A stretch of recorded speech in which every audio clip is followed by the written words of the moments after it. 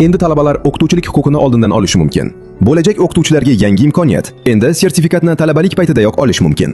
Gap shundaki, O'zbekistonda pedagogika oliy ta'lim muassasalari bitiruvchilari uchun yangi tizim joriy etilishi rejalashtirilmoqda. Unga ko'ra, bo'lajak o'qituvchilar yakuniy davlat attestatsiyasi bilan bir vaqtda ixtiyoriy ravishda kasbiy sertifikatlash sinovlarida ham ishtirok etishi mumkin. Mazkur tartib Vazirlar Mahkamasining 2024-yil 2-fevraldagi 87-son qaroriga o'zgartirish kiritish orqali amalga oshirilishi ko'zda tutilgan. Taklifga ko'ra, 2028-2029 o'quv yilidan boshlab O'zbekiston Milliy pedagogika universiteti, 2029-2030 o'quv yilidan esa Maktabgacha va Maktab ta'limi vazirligi tasarrufidagi pedagogika oliy ta'lim muassasalari bitiruvchilari ushbu imkoniyatdan foydalanishi mumkin bo'ladi. Agar bitiruvchi talabalar sertifikatlash sinovlarini muvaffaqiyatli topshirsa, ularga mutaxassis o'qituvchi sifatida ishlash huquqini beruvchi kasbiy sertifikat beriladi. Bu esa yosh pedagoglarga ish faoliyatini boshlashda zarur hujjatni oldindan qo'lga kiritish imkonini yaratadi. Videoni bo'lajak o'qituvchi tanishlaringizga qolaversa, barcha yaqinlaringizga yuborib qo'yishni unutmang. Surxondaryoliklar kanalini bizda kuzating va kanalimizga obuna bo'ling.